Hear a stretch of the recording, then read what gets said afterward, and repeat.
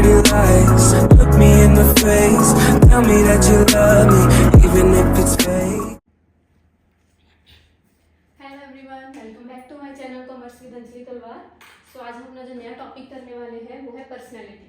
देखो, पर्सनैलिटी किससे रिलेटेड है? Organisational behaviour. जब हम ह्यूमन रिसोर्स मैनेजमेंट पढ़ते हैं या ऑर्गेनाइजेशनल बिहेवियर पढ़ते हैं, उसमें जब हम अपने ह्यूमन रिसोर्स की स्टडी करते हैं तो उस टाइम पे पर्सनैलिटी टॉपिक आता है। ठीक है, तो ये समझो इसमें इंपॉर्टेंट क्या है। एक तो टाइप्स ऑफ पर्सनैलिटी जो मैं आपको करवाने वाली हूँ, और एक मैं आपको करवाऊंगी हाउ टू मेजर पर्सनैलिटी। उसके दो तरीके हैं, ठीक है, MBTI और ब्रिग 5 इंडिकेटर। वो बहुत इंपॉर्टेंट है, उससे डायरेक्ट क्वेश्चन बन जाता है। ठीक है, तो दो आपको करने हैं, हाउ टू मेजर पर्सनैलिटी और एक टाइप्स ऑफ पर्सनैलिटी। ये इंपॉर्टेंट है।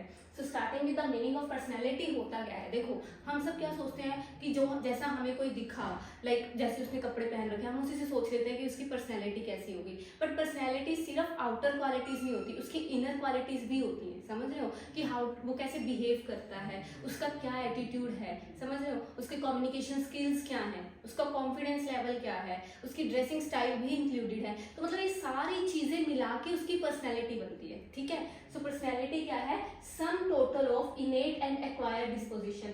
सम टोटल, सारे जो भी फैक्टर्स हैं जो एक ह्यूमन बीइंग को रिप्रेजेंट करते हैं। ठीक है, सम टोटल ऑफ इनेट, इनेट मतलब जो अंदर से ऑलरेडी है, और एक एक्वायर्ड जो हमने इन्वायरमेंट से एक्वायर किए हैं, वो सारे फैक्टर्स मिलकर क्या बनती है? पर्सनैलिटी बनती है किसी पर्सन की। Right, next one is personality is an individuals unique and relatively stable pattern of behaviour, thoughts and feelings. Personality क्या है? एक इंडिविजुअल, जब यूनिक, हर पर्सन एक अपने तरफ अपने वाले क्या है, इंडिविजुअल डिफरेंस आपने पढ़ा होगा, हर पर्सन यूनिक है। ठीक है, तो इंडिविजुअल का यूनिक और relatively stable pattern of behaviour, thoughts and feelings, ये सब मिलकर क्या बनता है? पर्सनैलिटी। तो ये तो था बेसिक सा मीनिंग। अब जो पॉइंट आता है टाइप्स ऑफ पर्सनैलिटी, कितने टाइप की पर्सनैलिटी होती है। देखो, 4 तरीके की पर्सनैलिटी हम पढ़ते हैं। ठीक है, सबसे पहला गेम्समैन। गेम्समैन कौन सा पर्सन होता है, कैसी पर्सनैलिटी है? कहता है जो सक्सेस पे फोकस करता है। गेम्समैन है तो गेम्स में उसको विन करना है, ऑब्वियस सी बात है, तो वो हमेशा किस पे फोकस करेगा? सक्सेस पे। रेडी टू टेक रिस्पॉन्सिबिलिटीज, ऐसा पर्सन जो आगे होकर खुद रिस्पॉन्सिबिलिटीज लेना चाहता है, वो कौन होता है? गेम्समैन। पॉजिटिव एटीट्यूड होता है, इस मैन को हम आइडियल मैन मान सकते हैं। रिस्क लेता है बट विद सिक्योरिटी और ओपन माइंडेड होता है। समझे? तो जो पर्सन जिसमें ये क्वालिटीज हैं उसको क्या कहते हैं? उसकी पर्सनैलिटी कैसी है? गेम्समैन वाली। इजी। तो गेम्समैन में क्या आया? जिसने सक्सेस पे फोकस किया, पॉजिटिव एटीट्यूड, ओपन माइंड है, risk taking with security, ideal man होता है, रिस्पॉन्सिबिलिटीज लेता है, ये चीजें आ जाएंगी। Easy. Next one is company man. अब कंपनी मैन कौन होगा? जो रिस्क को अवॉइड करना चाहेगा, मतलब वो लॉस नहीं चाहता। समझ रहे हो? तो वो पर्सन जो रिस्क को अवॉइड करता है, जिसकी वजह से वो कुछ अपॉर्चुनिटीज को मिस कर देता है। अगर हम रिस्क लेंगे तभी तो प्रॉफिट भी उतना ही होगा। समझ रहे हो? रिस्क एंड प्रॉफिट का क्या होता है? पॉजिटिव रिलेशन होता है। More risk more will be the profit. लेकिन अगर कोई पर्सन रिस्क ही नहीं लेगा तो वो अपॉर्चुनिटीज को क्या कर देगा? मिस कर देगा। तो ये सेफ खेलता है और कंजर्वेटिव माइंड का होता है। ठीक है, तो जो जिसमें ये क्वालिटीज होती है उसको कहते हैं कंपनी मैन। कौन सा man? Company man. Second personality समझ आई। थर्ड पे आ जाओ। थर्ड है क्राफ्ट्समैन। क्राफ्टमैन कौन सा होगा? जो स्ट्रेस देगा हर चीज पे। कोई भी सिचुएशन आ गई वो उसको फैक्ट्स एंड फिगर्स पे अच्छे से सारा स्टडी करके ही डिसीजन लेगा। ठीक है, जो प्रैक्टिकल नेचर का ज्यादा होता है। सो स्ट्रेस ज्यादा लेता है, हर चीज की इंटेंसिव स्टडी करता है, take more data and facts for decision making, complete package है और हाई क्वालिटी पे वर्क करता है, उसको हम क्या कहते हैं? क्राफ्ट्समैन। इजी। जो ज्यादा प्रैक्टिकल नेचर के होते हैं अपनी लाइफ में कि हर चीज के लिए उनको फैक्ट फिगर कोई चाहिए है ना, वो इंट्यूशन पे वर्क नहीं करते हैं ना, वो चीज आ जाएगी। और फिर है जंगल फाइटर। जंगल फाइटर कौन सा पर्सन है? जो स्ट्रॉन्ग है, मतलब जिसने सोच लिया कि मैंने ये करना है तो उसने करना है, चाहे उसको गलत राह पे चलना पड़े चाहे सही राह। समझ लो, उसको करना है, बात खत्म। सो वो चीज जंगल फाइटर स्ट्रॉन्ग होता है, क्रशिंग एनी ऑब्स्टेकल्स, जो भी उसके रास्ते में सक्सेस में ऑब्स्टेकल्स आ रहे हैं वो उसको क्रश कर देगा चाहे जैसे मर्जी करे।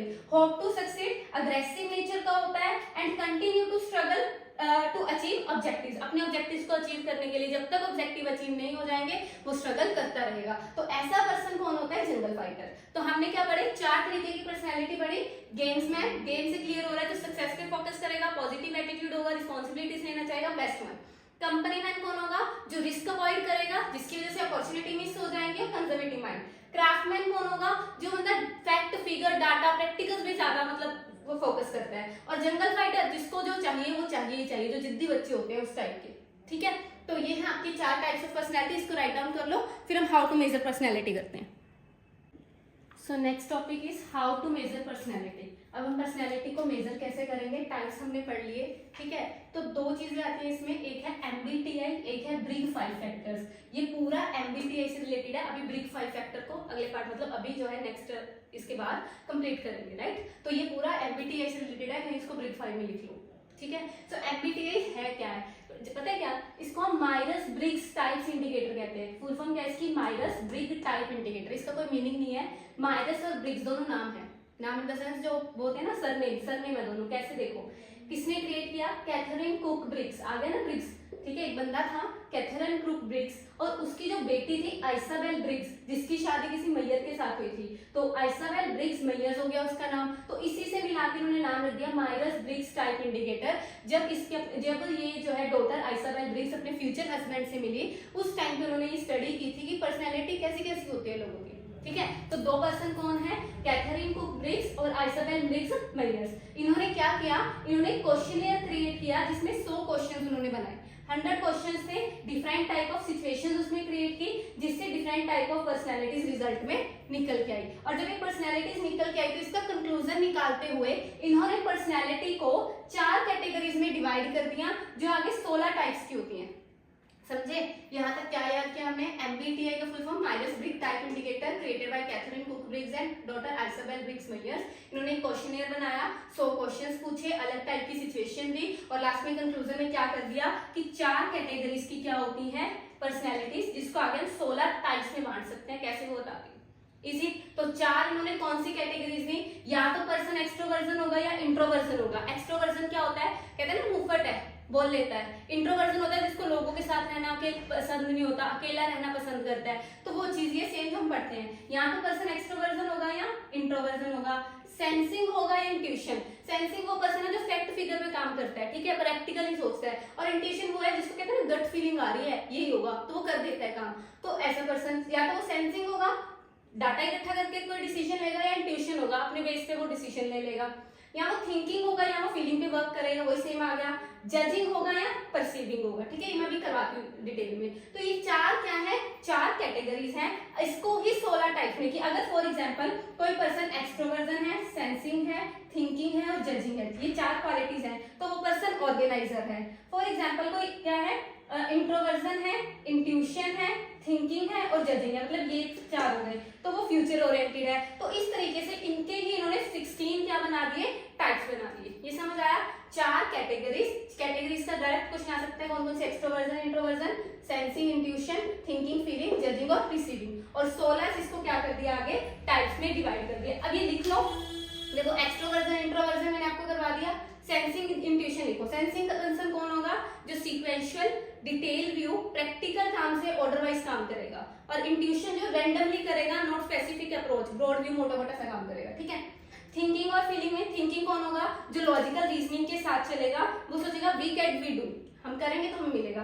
परसीविंग कौन होगा, सॉरी फीलिंग करना, हाँ फीलिंग कौन होगा, जो फील पे ट्रस्ट करेगा, लॉजिक पे नहीं, लक के साथ चलेगा, किस्मत है ना। उसके बाद जजिंग कौन होगा, जो कंट्रोल करना चाहेगा, स्ट्रक्चर पावर ओरिएंटेड होगा, है ना। और परसीविंग जो फ्लेक्सिबल है, सिचुएशन के अकॉर्डिंग खुद को ढाल लेना, रिजिड नहीं है, तो वो चीज आ जाएगी परसीविंग में। इजी समझ आया। तो ये क्या है आपका MBTI Myers Briggs type indicator, personality को मेजर किया था, ठीक है। 4 कैटेगरी 16 टाइप्स हैं, ये डायरेक्ट आपको क्वेश्चन आ सकता है, ठीक है। इसको लिख लो, फिर लिखते हैं ब्रिग 5 फैक्टर्स, ये करेंगे, ठीक है।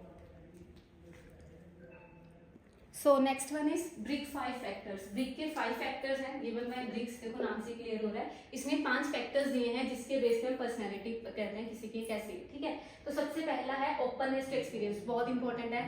मैंने जब PGT का एग्जाम दिया था HPSC का, तो डायरेक्ट क्वेश्चन आया था कौन सा है कौन सा नहीं है, इसी में सेम, ठीक है। तो 5 ही आपको याद करना है, कुछ खास है नहीं। ओपननेस टू एक्सपीरियंस, कि पर्सन एक्सपीरियंस के लिए ओपननेस है, मतलब ओपन माइंडेड है कि नहीं है, ठीक है, वो चीज आ जाएगी। तो कौन है, जो पर्सन ओपन माइंडेड है, ये पर्सन क्रिएटिव होगा, फ्लेक्सिबल होगा, रिजिड नहीं होगा और इनिशिएटिव लेना चाहेगा, वो क्या होते हैं openness to experience. Second point दिया कॉन्शियसनेस। कॉन्शियसनेस कौन होंगे, जो डिसिप्लिन प्लान्ड तरीके से काम करेंगे, हर चीज को बहुत इंपॉर्टेंस देंगे, प्लान करेंगे, ऑर्गेनाइज्ड वे में काम करेंगे, तो वो डिसिप्लिन को फॉलो करेंगे, केयरफुली काम करेंगे, planned, organise, work in a systematic way और रेशनलिटी, समझदारी से हर काम को करेंगे। एग्रीएबलनेस कौन होगा? वो पर्सन जो लोगों पर जल्दी भरोसा कर लेता है, जल्दी एग्री हो जाता है, समझ रहे हो? वो पर्सन। सो एग्री फास्ट, जल्दी एग्री हो जाएगा। कोऑपरेटिव नेचर का होगा, ट्रस्टिंग, दूसरों पे ट्रस्ट कर रहा है, गुड नेचर, फ्रेंडली है और अपने नेगेटिव इमोशंस को कंट्रोल कर लेता है। वो पर्सन किसमें आता है? एग्रीएबलनेस। 3 हो गए आपके, 3 लिख लो। 4th और 5th करवाते हैं फिर। So last one is extroversion, sorry second last, extroversion और फिर आएगा न्यूरोटिसिज्म, ठीक है? एक्सट्रोवर्जन कौन होता है? मैंने आपको भी बताया, हमने पीछे एमबीटीए में पढ़ा। एक्सट्रोवर्जन वो पर्सन है जो लोगों के साथ जल्दी घुल मिल जाता है। देखो इंट्रोवर्जन कौन होता है? जो बाहर जाके भी अकेला अकेला रहता है, राइट? वो चीज आ जाएगी। तो एक्सट्रोवर्जन कौन होगा? जो पीपल ओरिएंटेड होगा, टॉकेटिव, ऑब्वियस सी बात है, सेंटर ऑफ अट्रैक्शन, अगर वो बात कर रहा है, सबसे मिलजुल रहा है, सेंटर ऑफ अट्रैक्शन होगा, सोशल गैदरिंग, एनर्जेटिक होगा, एक्टिव होगा। तो 4th पॉइंट क्या है बिग 5 फैक्टर का? Extroversion. And last one is emotional stability. इसको न्यूरोटिसिज्म से मतलब हम डिनोट करते हैं। इसमें एंजाइटी, एंगर, मतलब सारे emotions, depression, emotional stable, unstable, high temper, तो ये जो है इमोशनल स्टेबल है कि नहीं है, उसको हम चेक करते हैं न्यूरोटिसिज्म में। तो इसमें 5 कौन कौन से आ गई? Openness to experience, conscientiousness, agreeableness, extroversion, neuroticism. ये हो गया। ये आपके 2 थे जिसमें हम क्या करते हैं? पर्सनैलिटी को मेजर करते हैं। तो आपका पर्सनैलिटी का टॉपिक खत्म। इसको करो, मिलते हैं नेक्स्ट क्लास में और भी इंपॉर्टेंट टॉपिक के साथ। Thank you so much.